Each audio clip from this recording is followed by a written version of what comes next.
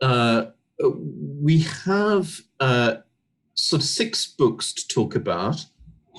We've got an hour and a half.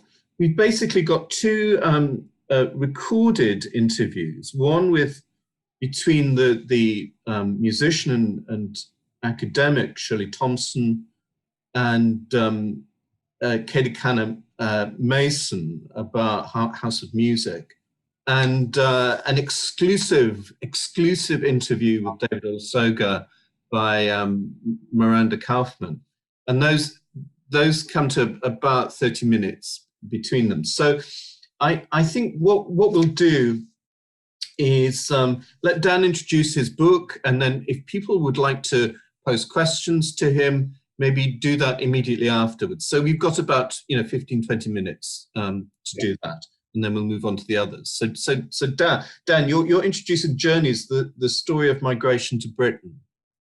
So please, it's over to you.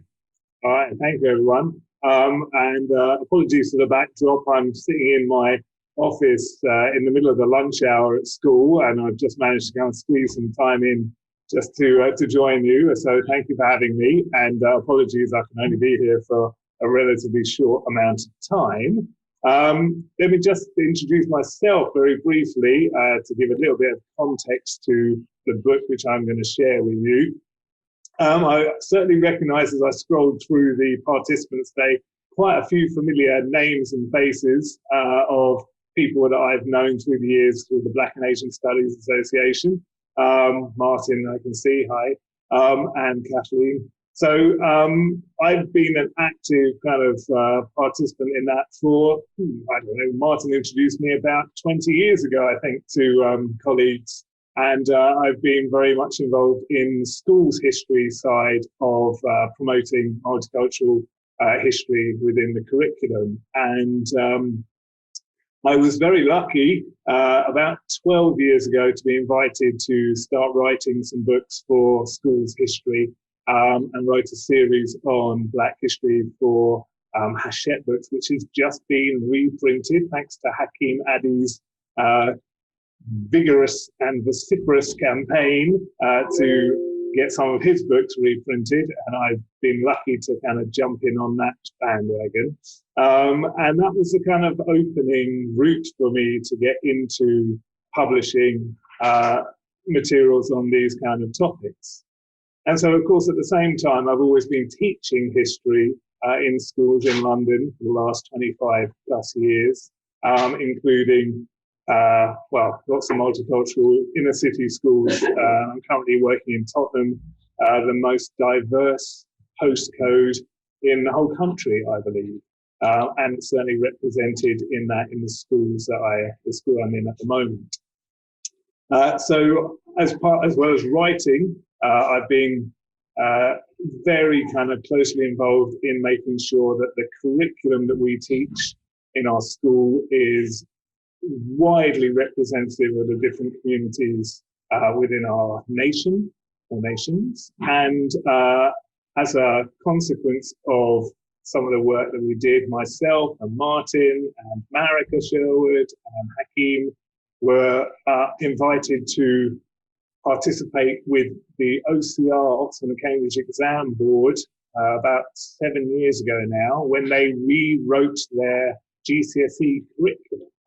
And we supported them in writing their migration course for the GCSE exam, which has now run for the last 4 years.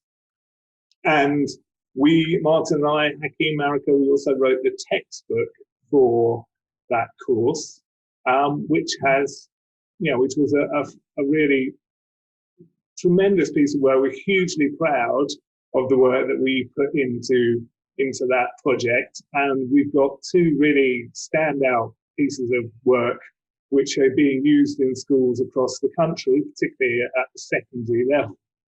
And so it came out of that work that I've been doing around migration, that I was invited, or actually I kind of pitched myself to write a book for primary schools. So I'm just going to lift it up for you because it is right here. It is a lovely little book for the primary reading scheme for kind of year 5, year 6 students, around 10 years old. And it's part of their reading scheme. They will have a whole series of different books which they can dip in and out of. And so this is just one of the history titles within that scheme. So let me just talk you through what we've kind of got in this book, because there's a couple of different elements which I'm particularly kind of pleased to share with you, other than just the content. But I'll start with that. So this book does range from the last approximately 1,000 years of British migration history. It tends to kind of focus on some of these key moments that we can talk through, starting in the kind of Norman period, looking at some Jewish migration when the Normans brought across the Jewish community from France into England. And then it kind of follows through the kind of medieval experience and draws on some of the work that Dr. Mark Ormerod had done up at York University. And we're looking at the kind of reactions to Flemish migrants and other kind of Northern European migrants to Britain. And then it picks up some of the kind of things which Miranda is obviously kind of in stratosphere known for these days, the Black Tudor stories, and kind of presents that as a very central element to the experience of the African and African Caribbean, later African Caribbean communities in Britain. So it's clearly signposting for young students that Black presence has been here, certainly in substantial numbers as from Tudor times onwards. And kind of will draw through that story right up until present day, and we'll dip in and out of some of the key events that we'll be much more familiar with leading up through to Windrush and post-Windrush. But it will also cover some of the wider stories around kind of the Asian British experience, the Jewish British experience, the Irish experience within Britain, and also look at events like the Huguenots arriving kind of 17th century in the Palatine experience, which was quite a considerable contrast to that. So it does pull out some of those key events in British migration history. And so the students are introduced to this, I think, probably for the first time in the primary curriculum. But what I also really enjoyed about the book is it gave me an opportunity to experiment and play around with different kind of text forms. And I've got a lot of personal stories in the book because I do trace my own family migration histories throughout the book. And one of the ways in which I used a bit of creativity was to talk about my grandparents' experience, my grandmother in particular, who was from a Jewish family in the East End of London and was working for a kind of Jewish organization around the time of the Battle of Cable Street. And she was trained as a secretary. She could write in shorthand. And she was going to the meetings of the British Union of Fascists, accompanied by 2 burly kind of boxer bodyguards who would protect her if needed. And she would kind of scribble down the notes from the fascist meetings and report it back to the Jewish organization. So I created a kind of fictionalized story of the Battle of Cable Street and kind of bringing in my grandparents. So my grandfather was actually at Cable Street as well, so he gets a mention. And then there are other opportunities where I've been a little bit more creative. In some of my kind of school lessons, I've seen the power of a kind of imagined interviews, which can really bring the narrative to life. And so I've created a series of imagined interviews with John Blank, the Tudor trumpeter, Walter Tull, who was I'm sure we're all very aware, Walter Tull, one of the first Black professional footballers, first Black British infantry officer. And I also did an interview with Claudia Jones and Alauda Equiano. So again, it just allowed me to kind of play a little bit around with the ways in which the text was being written. And then I end the book with a kind of very personal kind of note and just kind of reflect on the way in which migration histories has had a very kind of strong influence on myself. Both of my grandparents, well, my grandparents on my mother's side were refugees from Nazi Germany. My great-grandparents escaped persecution from kind of Eastern Europe and the pogroms in Russia and Poland. I'm married to a migrant from New York City. My brother is married to a British Indian woman for a family from the Punjab. And so, this is kind of steeped in my life experiences, and it just kind of was a wonderful opportunity to be able to share that through the book. So that's in essence what the book is about. We've got quite a few schools are picking up at the moment. I'm working with Year 6 teachers in particular in schools in Haringey and in Hackney, close to where I work and live. And that's been super successful. And the students have really enjoyed working with the book. The teachers have loved using some of the text and working the different kind of activities. And it's been amazing. And one final story, which I thought was really lovely to come out of the book, was one of these Year 6 students was teaching a lesson around the Grunwick strike and Jayabin Desai. And he kind of had this nagging thought at the back of his head that he vaguely knew something about this. He'd heard something. And he was looking through some photographs to find a picture for his class to put on his whiteboard. And he saw a picture of Jayabin Desai, and right next to her was his mother, which was just an astonishing revelation that she was right in the middle of this Grunwick strike. He had obviously subconsciously made some connection with it, but this was kind of drawn out through his chance reading of this in the book and working through it with his students. So for me, that's a lovely kind of little anecdote just to kind of show how these stories touch people in so many different ways, and we can kind of draw on those personal experiences and kind of bring that to life in the classroom, outside the classroom, and so on. So I think I'll end it there. And if anyone has any questions, that would be lovely. Thank you, Dan. If anyone would like to pose a question to Dan, again, please use the chat.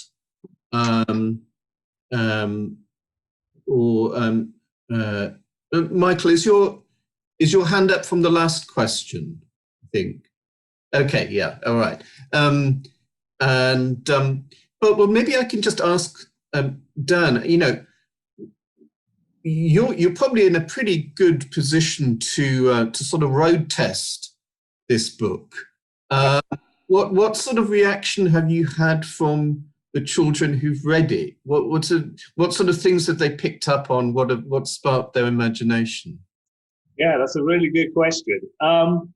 Certainly the work which I've done with the Year 6 students when we've kind of talked around these migration themes, either directly with the book or kind of in lessons which have kind of come about as a result of it, the level of engagement is absolutely huge. I mean, there's so much interest from across the class, and they can tap into these stories. I mean, certainly many of them will have direct experience of fairly recent migration in some of the classes that I'm teaching.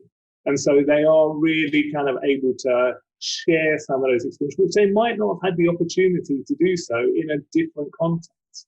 And so having it represented not just as the story of today, of this present time, but also to be able to kind of understand that there is a kind of long history here, which kind of pulls back over millennia, kind of gives them a sense of security, I think, in being able to share some of those stories. So it's been very, very positive and very kind of like heartwarming to kind of see those students share and kind of engage in those stories as well.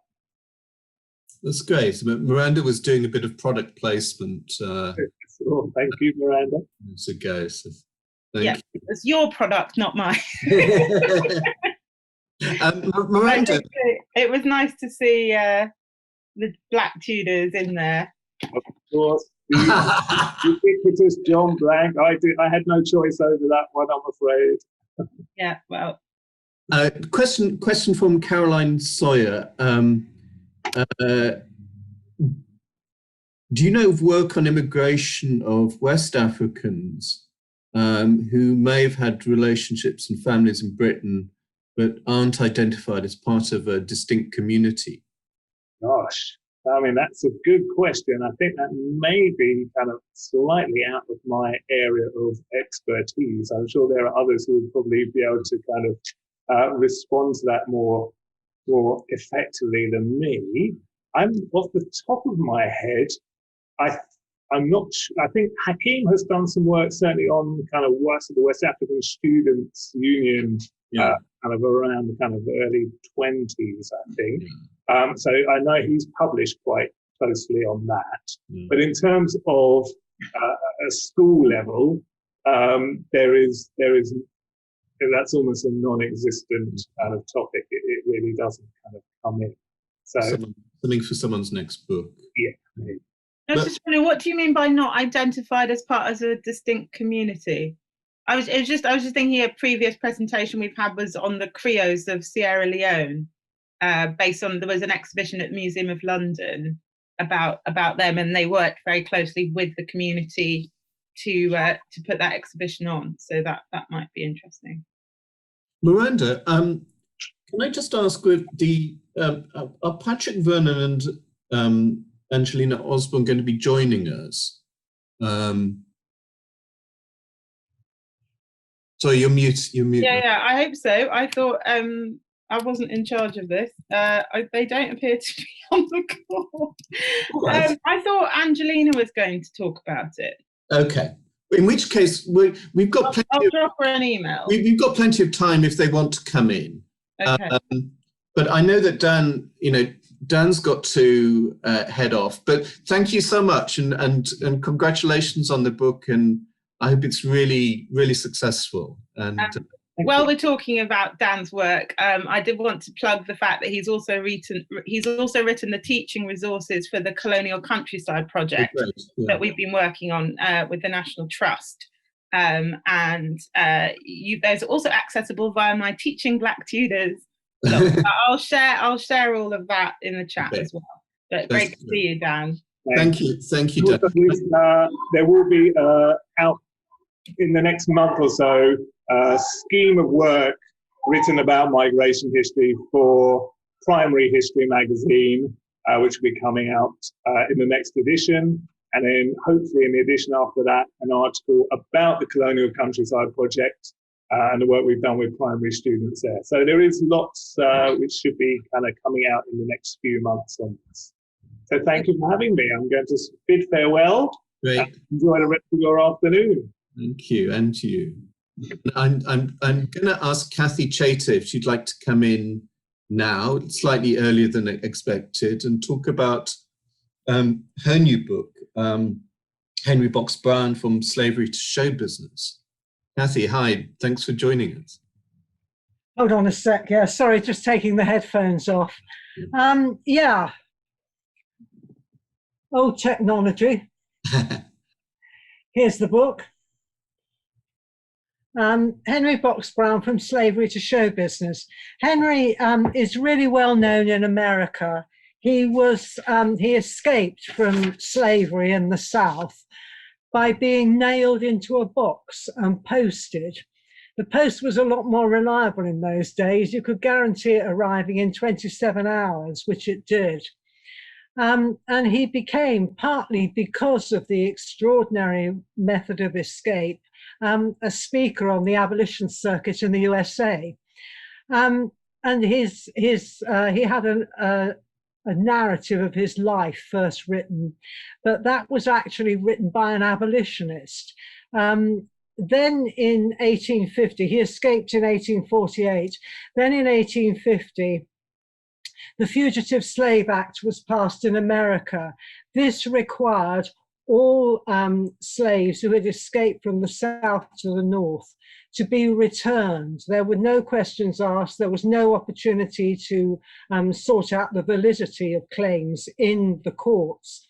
And so, like so many others, Henry escaped to Britain. There were a fair number of them.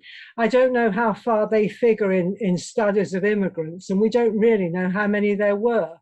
But he was one of many who came to Britain.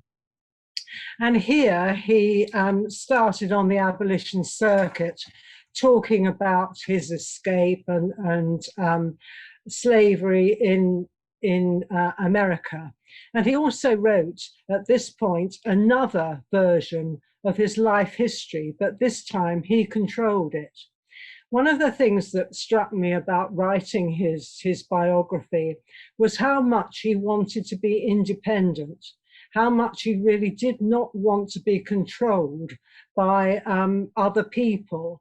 The abolition movement at that time, he broke with the abolition movement surprisingly quickly after he came to Britain. This was partly that the abolitionists did not want to ban just slavery.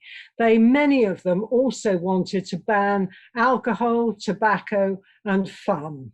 And since Henry liked all those things, they really had to split. And for a long time after, the abolition movement was very bitter towards him because he was such a popular person and because he was so popular with the working classes. Most of the people that we know about now, like Frederick Douglass and William Wells Brown, they appealed to the middle classes. They were both of them temperance campaigners and they were both anti-tobacco. So Henry, again, William Wells Brown is really rude about Henry at one point. He didn't like him because he was flashy, because he appealed to the working classes. And so anyway, as I say, he broke with the movement and went off running his own show, which was really rare at that point. All the other fugitive slaves who spoke about slavery and abolition were effectively controlled by the abolition movement, which was in the hands of the middle class white Britons. Anyway, Henry, as I say, wasn't having any of this. He went off. He married the daughter of a Cornish tin miner, and she then started to, they had a very equal partnership.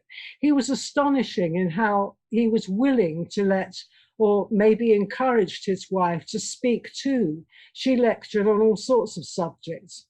And then, and this is the bit where, then as fashions changed, as they moved away from this kind of lecture, and as entertainment for the working classes began to grow, he moved into mesmerism and magic. And he is, as far as I can see, the first Black man to have a full magic act in Britain. This has never been recognized before. He also managed another first. He was sued for libel, the publisher of a newspaper which insulted him. He was also, I think, the first Black man in Britain to bring a suit for libel. Equiano had thought about it, but didn't in the end go ahead. Henry did very soon after he arrived, and he won, which is an extraordinary thing. So not only was he the first to sue for libel, he won his case surprisingly quickly. The jury, in fact, only took a couple of minutes to decide that he had been libeled. Then, as I say, he achieved another first. He became the first Black man to have a magic act. And he was incredibly successful with this. Now, he then, after 25 years in Britain, things were going really badly. He had settled in Manchester and things were going badly there. There was a massive economic depression. His income fell sharply because his audiences, who were working class, that was going to be the first thing that went out of the family budget, entertainment. So he returned to America. where he struggled for a bit. I can't think that even after the Civil War ended and there was theoretically legal equality for Black people in America, I can't think that people would have been too enthusiastic about his white wife and their mixed race children. The daughter certainly performed in his magic act. I'm not sure what the son did. Anyway, they were briefly in America, and then they decided to go to Canada, where he died, aged about 82. So that, in summary, is his career. And in a lot of ways, this biography that I've written is a fairly basic journalistic thing. It's a chronological account of his career. But there are lots and lots of aspects which I think could have done with, I could have made it 3 times as long if I'd looked at all sorts of factors in it. The interesting thing, let me find my glasses. Where are my glasses? What I think are the sort of interesting things that I didn't pick up on in the book, because I didn't have the word count, was really there are all sorts of things about splits within the abolition movement, about what were they really doing and how far, because all we know about the abolition movement is largely what the middle classes write. How far were the working classes affected by this? How far were they important? How far did they interest themselves in it? Also, the business of the equality of his relationship with his wife seems to me quite extraordinary for that period. And also, this was another thing that came up when I was looking at this, how many Black people there were on the Victorian stage, again, mainly appealing to the working classes rather than the middle classes. And that's going to be the subject of my next book, simply because so many were thrown up by this. I think that's as much as I really want to can tell you about this at the moment, because I would encourage you to buy the book, simply because there is so much there that is worth considering, because his life is, I don't know how extraordinary it is, but it seemed to me to overturn a lot of the sort of things that we believe about the Victorians. Great, thanks so much, Kathy. I think Angelina is with us now. Is that right, Angelina? Are you there? Yes, I'm here. Thanks, Miranda.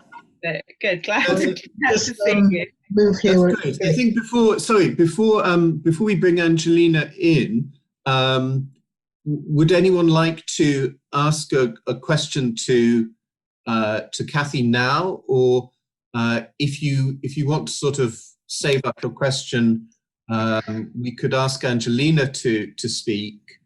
Can I ask a question now? Yeah, Alan, go ahead. Yeah, sorry, it's just I'm teaching in 10 minutes or so. So, Yeah. the question I wanted to ask was really about Henry Box Brown's relationship. Well, it's 2-1 really. The first is about his relationship to Frederick Douglass. There was obviously quite a bit of tension between him and Douglass. Douglass, I think, felt that it was wrong to publicize your method of escape. So that's the first question. The second question really is about the first wife, second wife conundrum. He has on his marriage certificate that he's a widower. It's not certain that his first wife is dead when he puts that on his marriage certificate, or is put on his marriage certificate. I was just wondering if you had opinions or views about those two different issues. I do cover them actually in the book. I don't know if you've read it yet, if you've had time to read it yet. Okay, first of all, the relationship with Frederick Douglass. He did say in America, and he met him in America, that he disapproved of him, revealing his method of escape. But in fact, the Liberator did say that this was a method of escape that should be publicized all over Europe. Then, as I say, Frederick Douglass was on the same platform with him a couple of times in America. They never seem to have met in Britain. Frederick Douglass moved in very, very much higher social circles than Henry did. And I've looked at Douglass's correspondence. There's a whole, all his correspondence has been published, and Henry is not mentioned anywhere in there. He is just not on his horizon at all.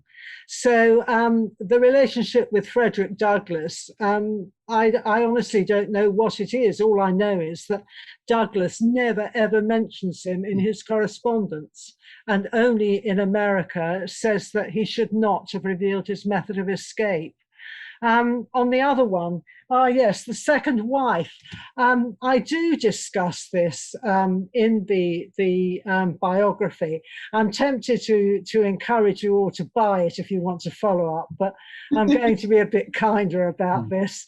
I think that, I don't know if you've read the biography, there is the difficulty about what happened to his first wife.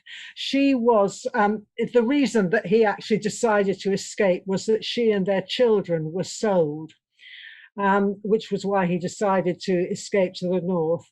But then the second wife, there was before then a long, there's a sort of a whole saga there about what happened to his wife after she was sold. And I am not certain whether he actually knew she had died and so he was calling himself a widower, or whether he was just taking a chance that nobody was going to be able to follow it up in America. By and large, British officialdom took your word for it. A gentleman's word is his bond, and if you say you're a widower, you're a widower. I've got lots of examples of this simply not being true, of this being bigamy. But again, because Henry was such a well-known character, he was very, very popular in the time. I suspect that had his first wife not been dead, that the people who really resented his break from the abolition movement, and that went on for many, many years, for at least 10 years after the split happened, I suspect that they would have dug up the fact that he was a bigamist, because in Britain he'd have been imprisoned for it. Thank you. Yeah, thank you. David Killingray had his hand up a minute ago. So would you like to ask Kathy a question? Thank you, Kathy. The book's on its way to me. I haven't read it yet. Thank you for putting a closing date to him, because reverting back to what I was talking about, the Pan-African Conference, some of the academic books have actually put Box Brown. Yeah, this is ridiculous. It's Henry Brown, the Reverend Henry Brown, who's from Kingston, Jamaica, and then comes to Canada, and then he comes to Britain. So there's a muddle there, but thank you for clarifying that. So I don't know whether you came across that very often, placing Box Brown in after his death. Well, actually, to be truthful, I didn't find the death. An American academic called Martha Cutter very, very kindly shared all her research. She found it in Canada, and she shared her research, so I can't claim that. The bulk of the book and the bulk of my work is on his time in Britain. I've had to do a sort of a brief account of his life in America before and his life in America and Canada after, but the main focus of the book is his career in showbiz, his development as an entertainer. Good. I look forward to reading it. Jolly good. Thank you very much. I'm now going to ask Angelina Osborne to come in and speak about her book, co-authored with Patrick Vernon, 100 Great Black Britons. Angelina, it's great to have you with us. And could you tell us something about the book? Miranda's doing some product placement again. She certainly is. Thank you very much, Miranda. Much appreciated. Very grateful to be invited to speak briefly about the book at the conference this afternoon. 100 Great Black Britons was conceived back in 2003. When Patrick Vernon and I, we noticed that in the BBC programme they had back in 2002, entitled Great Britons, didn't feature anybody of African or Asian heritage. And we were sort of curious, a little bit frustrated about that, that there were nobody that they could find to include. Well, actually, the fact of the matter is it was a public nomination. It was, the nominations were asked by the public to vote on the Greatest Britain, and the British public did not feature or include or nominate anybody of African or Asian heritage. So in response to that, we created our own list. So we created a website, and it was called 100 Great Black Britons, really just to demonstrate that there could have been hundreds of individuals of African heritage that they could have been named, which led to a more interesting question as to why isn't African history and African historical figures part of the national consciousness. And so deeper questions about whose history is being featured, who's writing about that history, who has access to that history. So the campaign back then was very well received. We got a lot of national attention as a consequence of the campaign, and then 17 years later, we found ourselves in the midst of some interesting things that were happening, particularly the Brexit vote and the discourse around Brexit, which we felt was very underpinned by very much racist overtones. The scandal involving Windrush generation in terms of the Home Office scandal, and the Grenfell Tower. So we did the campaign again. We thought it was a good idea to do the campaign again. We actually started it in late 2018. Then we were approached in early 2019 by Robinson, who invited us to write a book about it. So this is what we did. So we had another kind of public vote. People voted online. They also voted at a couple of events that we had at Somerset House early summer of last year. And the names that we took from those names, and we created another list. Some of the people that were in the 2004 list were also nominated again. So some of those are featured again in the book. And it's really a history of Black Britain through these individuals. So they're just little essays about 100 different people, from looking at the span of coming from all different fields of work, from the arts, politics, health, entertainment, and activism. So that was sort of the basis for the book. We're very happy that it's being received really well. And at the moment, there's Yvonne Davis. She's a retired head teacher. She's currently doing a GoFundMe campaign to see if she can get the book into all schools in the UK. Next week, we will be working with Lambeth Borough Council to they have purchased over 100 books themselves to have it in their libraries, and we'll be doing some work with them at that time next week.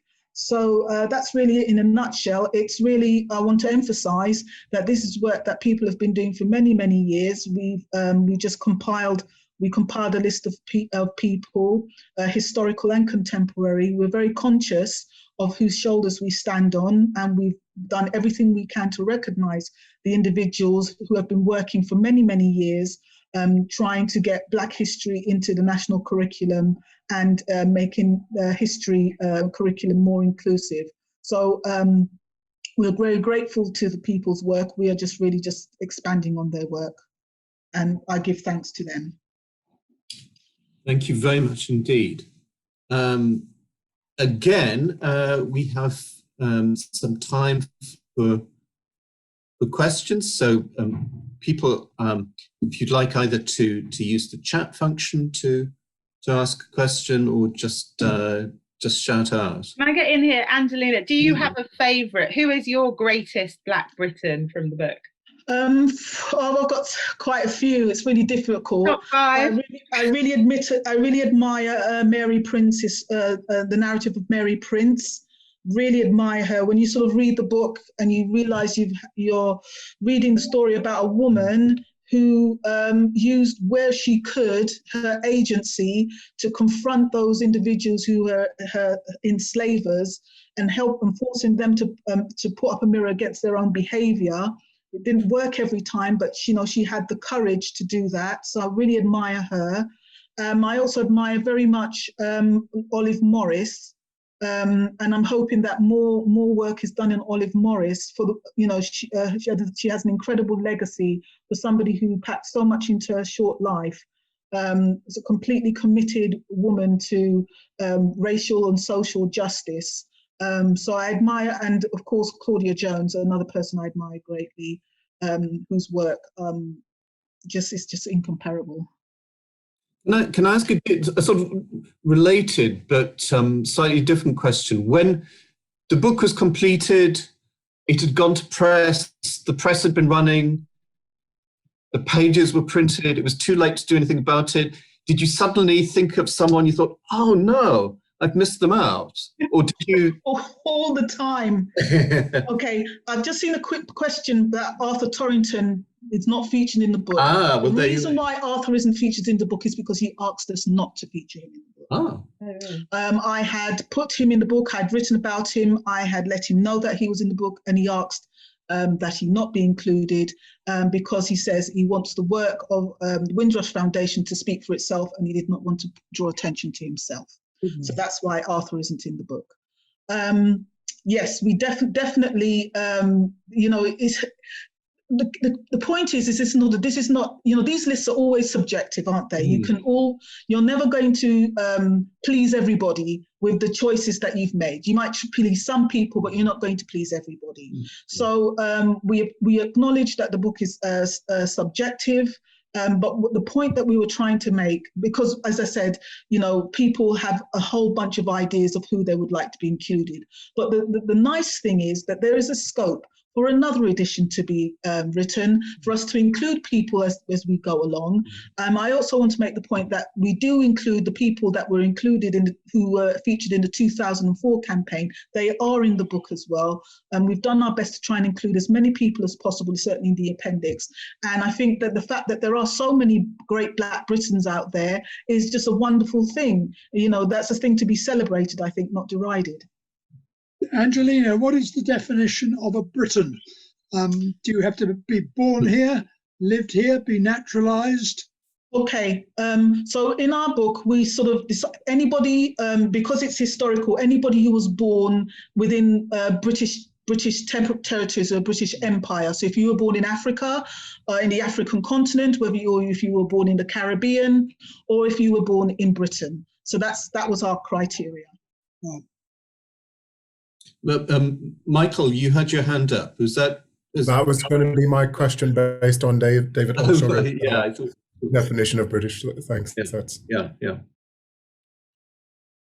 Miranda. I was just saying, Angelina, it'd be great for you to be in touch with the Oxford Dictionary of National Biography. I don't know if you are already. Oh, I'm not. So I've worked with them in the past. They are trying to expand the coverage of Black lives in the dictionary. So maybe I can put you guys in touch. That would be very good. Thank you very much. Their criteria is you have to be dead. So well, there's quite a few people who have died. I personally think that somebody like George Padmore should definitely be in there. So I'll make the case. So yeah. Good. Yeah, no, I'm sure that would be a fruitful conversation. I think Michael. Yeah. Sorry, I just had a point of information, Miranda. Yeah. I've just done 3 new Oxford Dictionary of National Biography entries one for Sambo, one for James Johnson, and I'm doing one at the moment for Pompey, who was the slave servant of Wilfred Scawen Blunt. So there's a few more just being done. You, Alan, I can hear you. Yeah. Okay, fantastic. Well, like I said, they are trying to commission more all the time. There's a kind of running list, and yes, Kathy has contributed greatly as well on this, and they are open to it. So if you have anybody in your head, anybody on the call here, who you think ought to be in the Oxford Dictionary of National Biography, let me know, because I'm working with, well, have worked with the editor who's in charge of getting more coverage on it. So. Felix Hercules is in, and C. Belfield Clark is about to be sent in, and then I have a few others. I think Michael would like to come in. Yes, I'd just like to ask Angelina the question about what is blackness, because I think that it's such a complicated term.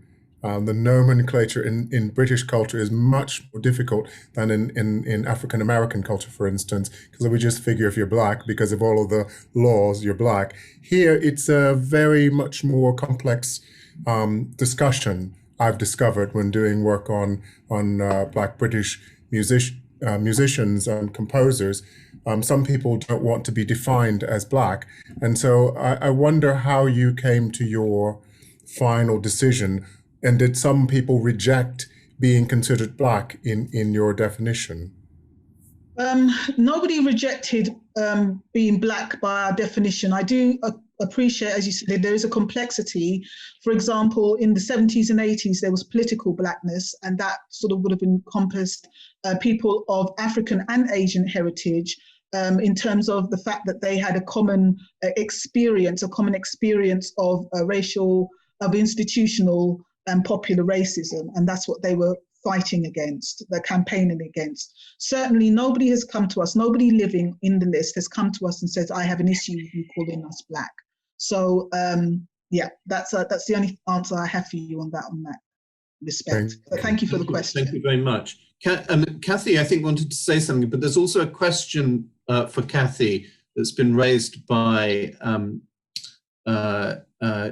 G. Bowman. Did Henry Brown tour Devon at all? Yes, several times. He, I think that was actually where he met his second wife. So right. Yes, he was very popular in Devon. He did tour the West Country very often. He was also, some of you might like to know, very, very popular in Wales. They absolutely loved him in Wales.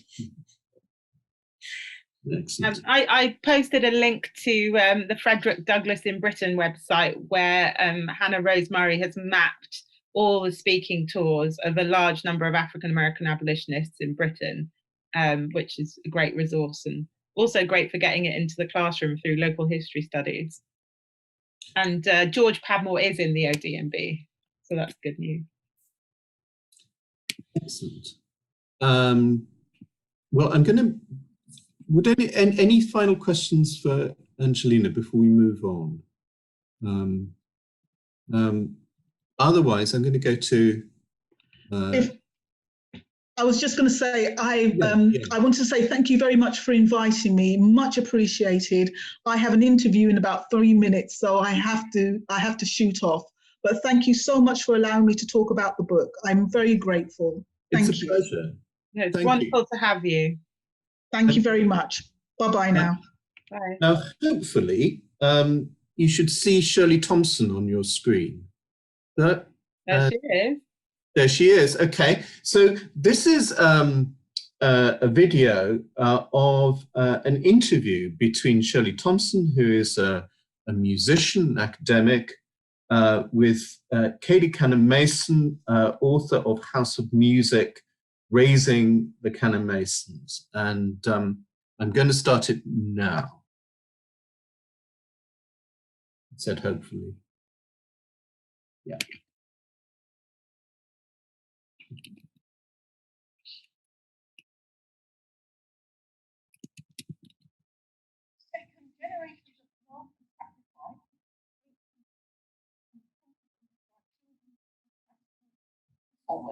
Can you please explain this what you meant by this. Yes, I think when people look at the family, they see everything from the outside. They're walking on stage, they're wearing their clothes, they're enjoying themselves, but there's so much that goes behind that. And it's not just even the preparation for the day, making sure they've got the right clothes and shoes and they practice. It's all the years and years from when they were tiny children, when they are practicing scales on the piano, when they have to get up early to go to music lessons.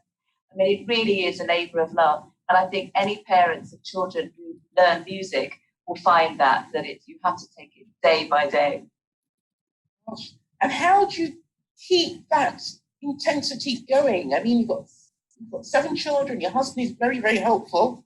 But how do you keep that? I mean, I have a friend with 4 musical daughters, and I've seen how she juggles and juggles all of that. You've got double that. I just can't imagine it. So how do you do it? I think the secret, actually, with all parenting is you don't think about the years ahead. You take every day, one day at a time. So I think, okay, there's always an overwhelming amount of things to do, because it's not just the music practice. When you have children, it's also the washing and the cleaning and the cooking and getting them ready for school and all of that. So you literally, I suppose, have to take it hour by hour. But we were always so happy that the children loved the music and wanted to play the music. And we saw it as the most important thing in their lives. Apart from love, of course, their music is an expression of that. So it just gave us the courage to carry on. It was so important to me to hear about your family, your father, your grandparents, or great-grandparents. Can you tell me about the impact that they've had on your life and Stuart's family as well? Yes, there's that famous phrase that it takes a village to raise a child. And in our case, that was definitely true. We have a large extended family who were also really interested in music and loved the fact that the children were learning. And I think parents need the support of their own parents and their own families, because, of course, it's a very difficult journey. So as they grew older, they needed to go to concerts or things were clashing, then there was always an auntie or a grandparent who would take over. And just having grandparents visiting who say, oh, isn't it wonderful, just gives you that sense of, yes, this is hard, but we're doing the right thing. And there's so much music in both sides of the family, not necessarily professional musicians, although my husband's family has pop musicians and jazz musicians and reggae musicians. But it's also just that love of. And how do you manage to maintain that cultural link with Sierra Leone and Antigua, which I know is very important to you? How do you manage to maintain that? It's very difficult. And I think that's partly in the music, because when they grew up, we didn't only play classical music to them. We played music from Antigua, reggae and calypso. We played African music. We played rap. We played everything, because we didn't see that there should be barriers between different kinds of music. All music is wonderful. And so they grew up with this huge, almost melting pot of every kind of music. And when they were playing and jamming together, they were playing music from everywhere. And we thought that was really important to celebrate who they are, where they're from, and the society in which they're growing up. Because I think if you start ranking music, one music's more important than another, then you lose so much. And I think that's how we kept that heritage and that idea of who they were very, very open. Intrigued by something you say in the book. You speak of genetic destiny. What do you mean by that? I think that there's a question in the book, and a question I get asked a lot, about the difference between nature and nurture. And are my children talented in music because somehow inherently it was meant to be? Or is it because it's something we encouraged and enabled? And I think it's definitely a bit of both. I think actually all children can grow up to appreciate music. I think all children are amazing. And if you encourage children, they will achieve so much. But certainly when the children were born, they did have this spark. They have quite a few of them have perfect pitch, and they just have a way that music is something they immediately latch onto. But I think all talent, without the encouragement and the environment, won't get anywhere. So it has to be a mixture of the two. Amazing. so many of them have perfect pitch. Yes, it's about half and half, but actually they all have, even if you don't have perfect pitch, you can have a great love of the music, and it's something that actually you can encourage, and your ear actually gets better and better. So that's what I mean by it's something that's a much wider gift than people always assume. To me, you vividly represent a pivotal period for British Africans and Caribbeans through the 70s and 80s. Stuart and yourself. Tell me a bit about that time, because it was really formative for both yourself and for Stuart. When I came to write the book, I realised that a book about bringing up my children also had to go back to mine and Stuart's childhood. Otherwise, it wouldn't make sense what our approach was, what our feelings were. And I found going back and writing about my childhood was incredibly difficult, incredibly emotional. I was writing with tears running down my face because I felt it. Yes, because I think for both Stuart and me, being black in the 70s, 1970s and 1980s was not easy. It was a very difficult time. And I think racism was very raw, actually, in Britain. And what it made us grow up to think was that we have to fight quite hard for our children. And I think children of black parents and black families have to work probably twice as hard as everyone else. And that need to keep up their self-confidence and self-esteem and their sense of achievement and to be surrounded by love seemed to be something that was even more important because of the background that we came from. Yes. Tears were running down my eyes because it said so much about my life as well. So it will really resonate with many people from the 70s, 80s that grew up as young people during that period, as I. But thank you so much for that. Your book is so full of love and so spiritual, and I think that I just wondered if you have a spiritual link that propels your life. I suppose I grew up my first few years of my life were in Sierra Leone, and in Sierra Leone there is no difference between the religions. People don't care if you're Muslim or Christian or whatever you are, as long as you believe in God. And I think there's a sense that as long as you have spirituality, there is no rivalry between the religions. So I grew up very much with that spirit. So my father was born Muslim, became Christian, and he has two brothers one brother who became a Catholic priest. We have a whole mixture of people. So I was brought up actually when I came to Britain with my grandparents as a Welsh Baptist. And then we converted to Catholicism and brought the children up as Catholics because I think we yearn for that spiritual kind of mystery of spiritualism, which I love the Baptist tradition because I think it's very democratic and there's so much singing. But then I was also drawn to Catholicism. But actually, I'm very happy to move between all sorts of religions. My husband was brought up as Church of England, Anglican and Methodist. So we're a bit of a mixture. But I think that spiritual home is very important. That it shines through the book. You're not explicit about it ever, but that's what came through. Because I'm driven by a spiritual leaning as well. I wonder how people actually function without that spiritual input in their lives. So I wondered. And I love that phrase that sums up your family so well. The children belong to each other. Can you tell me a bit more about that? Yes, I think when we started off as parents, we thought it was a very simple thing. We bring them up, they will be copies of us.